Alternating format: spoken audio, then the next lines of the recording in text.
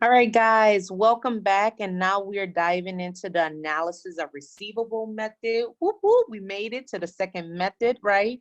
All right, so let's look at this one. Of course, this one is a little more details, but if you follow along with me, I have no I know you'll get it. Okay, so here we are. The idea here is under the analysis of receivable, the longer the account is outstanding, the less likely it will be collected.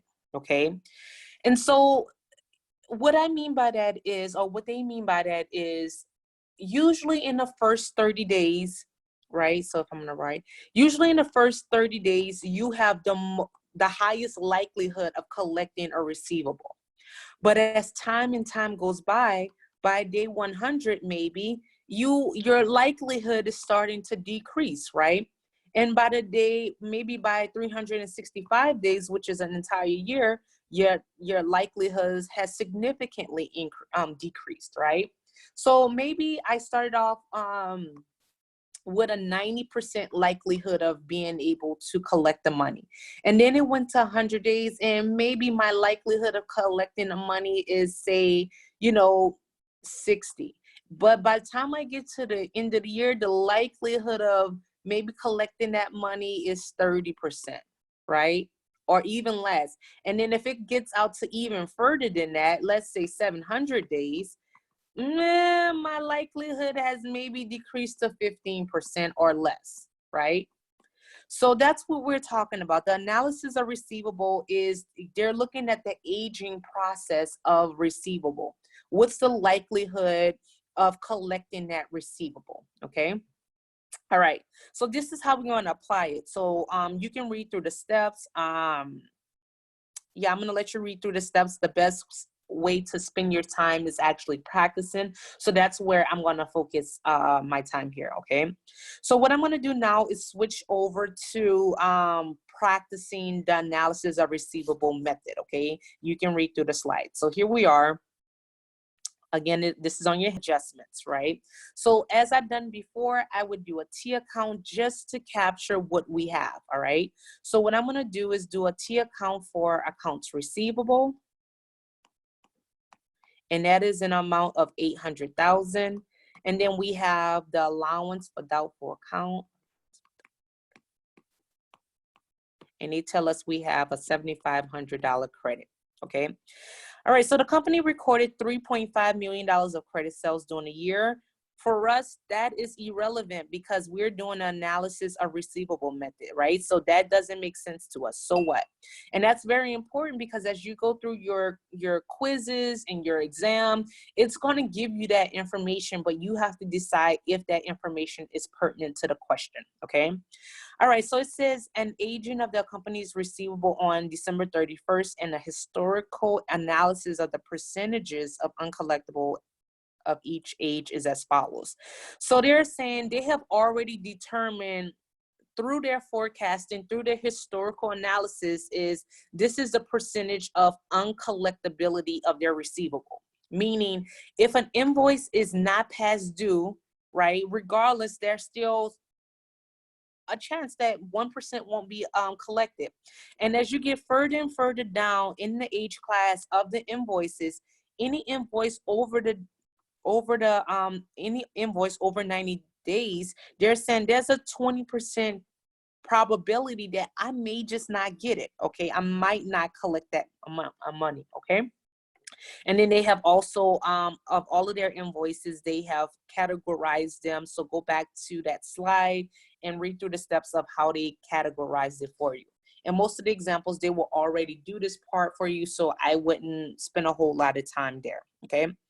All right. So here for A, it tells us to determine the bad debt expense for the period and journalize the adjusted entry. All right. So what I like to do is do what I know first. What I do know, regardless of the fact and the amount, what I do know is that my journal entry will be a debit to bad debt expense, and my credit will be to the allowance for doubtful account. Okay. Now it's a matter of how do I come up with that amount? All right.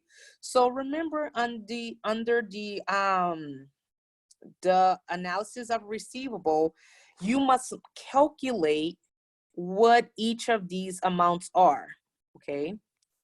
So what you're gonna do is take this 658,000 times 1% times blah, blah, blah, times, and then you're gonna come up with your number, okay? So I'm gonna do this with you. So our first one is this 658,000, right? 658,000 times 1%. And that one comes out to 6,580, okay? All right, then our next one is gonna be 69,000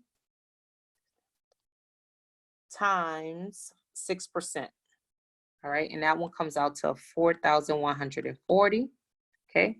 Then our next one we have is the 47,000, and 47,000 times 14%, okay? And that one comes out to 6,580.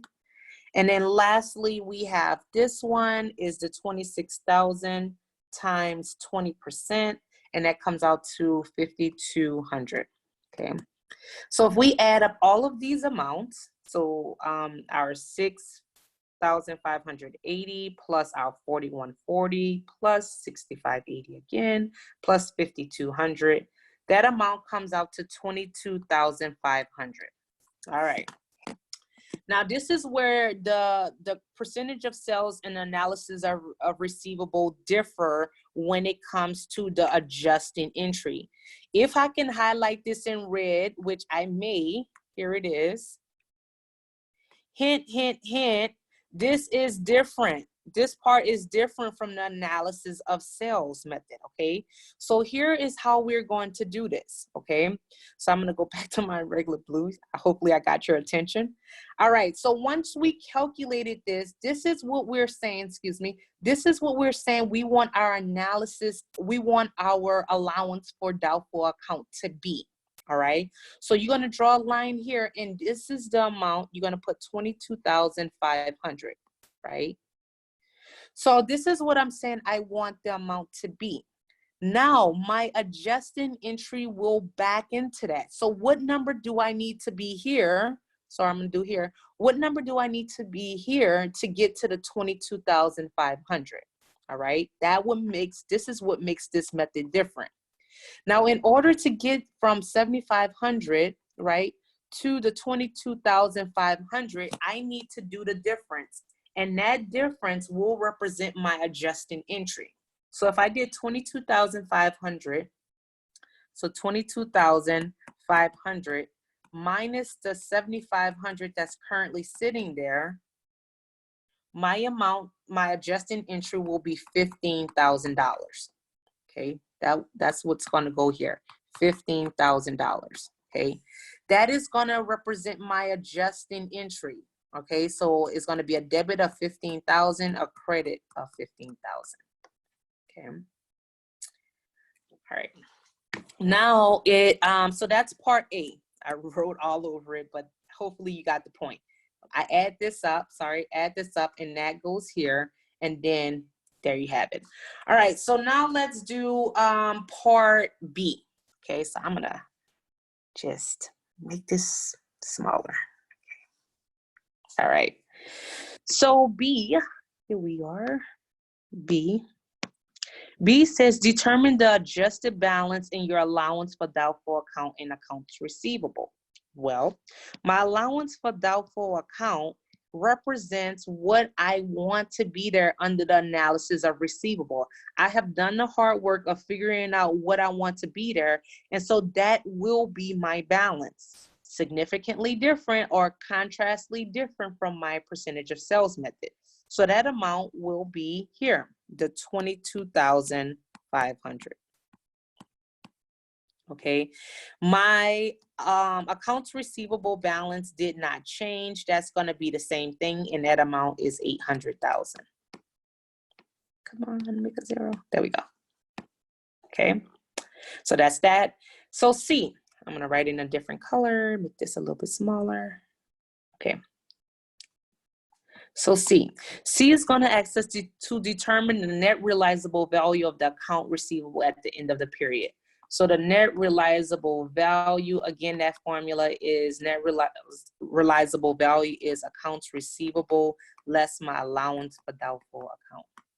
If I'm plugging in the numbers, my accounts receivable amount is 800,000 minus my allowance for doubtful account of 22,500. And therefore, my net realizable value, if I did that calculation, 800,000 less 22,500, that amount is going to be 775,500. Okay. All right, so if you have any questions, let me know. Otherwise, that is your tutorial on how to do all of the adjusting entries using both methods. Okay.